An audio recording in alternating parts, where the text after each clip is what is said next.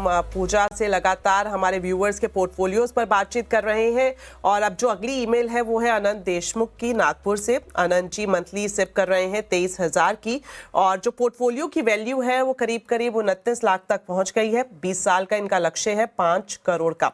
एक नजर डाल लेते हैं इनके पोर्टफोलियो में कौन से फंड है। तो Motilal Oswal Nifty 500 momentum 50 index fund है ये, इसमें ये 5,000 की SIP कर रहे हैं। कैनेरा रेबेको स्मॉल कैप में 4,000, Parag Parikh flexi cap 3,000, HDFC balance advantage में ये 2,000 की सिप कर रहे हैं और वहीं बंधन स्मॉल कैप में भी इनकी 2,000 की सिप है।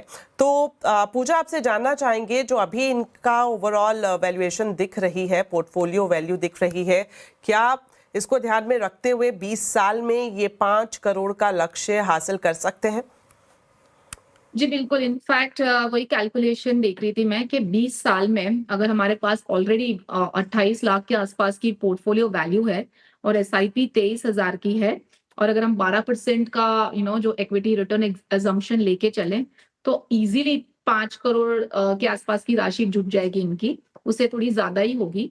लेकिन कहीं ना कहीं मुझे लगता है कि दीपाली के 5 करोड़ की जो वैल्यू भी है वो भी 20 साल बाद कम हो जाएगी। तो अप्रोक्सीमेटली मेरे हिसाब से 2.25-2 करोड़ के आसपास जो आज की वैल्यू है वैसे हो जाएगी। सो कभी भी हम इतना लंबा समय का प्लानिंग करते हैं तो इन्फ्लेशन को ध्यान में रखना जरूरी है। सो वो बात को नजर रखते हुए मेरे हिसाब से आज के हिसाब से 23,000 की SIP ठीक है, लेकिन 20 साल में डेफिनेटली मैं चाहूंगी कि ये हर साल 10% से स्टेप अप करे ताकि उनको इन्फ्लेशन को भी जो बीट करना है वो कर सकते हैं। जो कंटिन्यू करना है फंड्स बता देती हूँ। पराग पारिक फ्लेक्सी बंधन स्मॉल ठीक है। HDFC बैलेंस एडवांटेज की जगह पे ये चेंज कर सकते हैं मोतीलाल मिड कैप, क्योंकि ये है नहीं।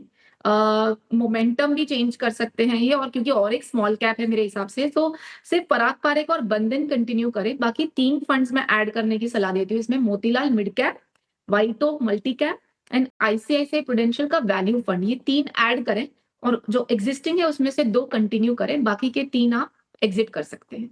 जी ऑल राइट, तो जिस तरह से समय अवधि की बात करें पूजा, तो 20 साल का इनका पूरा टारगेट और जाहिर तौर पर आपने ये बात सही रखी कि इन्फ्लेशन की बात करें तो हमें उससे ज़रूर ध्यान में रखना चाहिए। अभी के हिसाब से भले ही हमें लग रहा हो कि आसानी से ये अपने टारगेट को अचीव कर लेंगे, लेकिन जो स्टेप अप की बात आपने बोली है, बढ़ाने की बात की है, और ख़ास तौर पर जो स्टॉक्स का आपने थोड़ा सा फेरबदल बताया है, तो मैं उम्मीद करती हूँ अगर ये अपने पोर्टफोलियो में इन्हें लाएंगे तो हर एक चीज़ को बैलेंस करके एक अपना अच्छा टारगेट हासिल कर पाएंगे। चलिए बढ़ते हैं आगे और अगली ईमेल जो हमारे पास है केदार शर्मा जी की है। 43 साल इनकी उम्र है और जो मंथली सिप ये कर रहे हैं 20,000 की, और साथ ही साथ ये अपनी पत्नी के अकाउंट से भी सिप कर रहे हैं और इसकी जो सिप वैल्यू है पत्नी के अकाउंट से वो है 30,000 रुपये, यानी कि अगर दोनों को मिला दिया जाए तो 50,000। लेकिन ये अलग अलग पोर्टफोलियो के हिसाब से आपकी राय जानना चाह रहे हैं। अभी की जो दोनों को मिलाकर अगर पोर्टफोलियो की वैल्यू की बात की जाए तो ये 46 लाख तक पहुँच गए हैं और ये जानना चाह रहे हैं कि अगर दोनों का पोर्टफोलियो अगर आप रिव्यू कर बता दें, खासतौर पर जो इनका फोकस है इन्वेस्टमेंट का वो है बच्चों की पढ़ाई।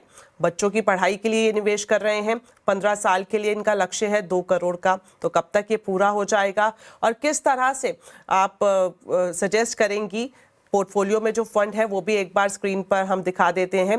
पराग पारिक फ्लेक्सी कैप में ये 5,000 इन्वेस्ट कर रहे हैं। कोटक मल्टी कैप फंड है। HDFC large cap 5,000, Nippon small cap 5,000, और वहीं जो इनकी पत्नी का पोर्टफोलियो है वो भी देख लेते हैं, जिसमें एक्सिस मिड कैप फंड 10,000 और साथ ही साथ HDFC flexi cap fund 5,000, SBI small cap fund 5,000, SBI flexi cap fund 5,000। तो दोनों पोर्टफोलियो के फंड्स आपके सामने है। पूजा, आप क्या सजेस्ट करेंगी? जो पढ़ाई का लक्ष्य लेकर चल रहे हैं, आपको लगता है कि स्ट्रॉन्ग पोर्टफोलियो है वो हासिल कर पाएंगे?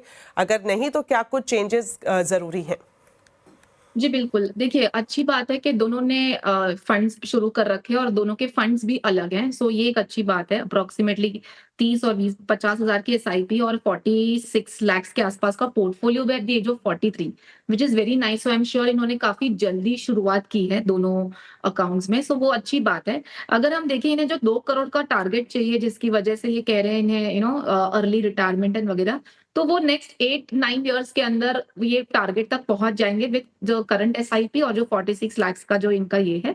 सो 43 के है तो आई थिंक आराम से 50-52 के आसपास का इनका ये बजट तब तक पहुंच जाएगा। इन्होंने चाइल्ड के लिए दोनों ने 5-5 हजार की एसआईपी स्मॉल कैप में शुरू कर रखी है। इन्होंने लिखा है 15 साल का इनका होराइजन है। तो उसके लिए अगर हम कैलकुलेशन करें 10,000 की जो एसआईपी टोटल जा रही है 15 साल में, तो उसके लिए अलग से 50 लाख वो जुटा लेंगे।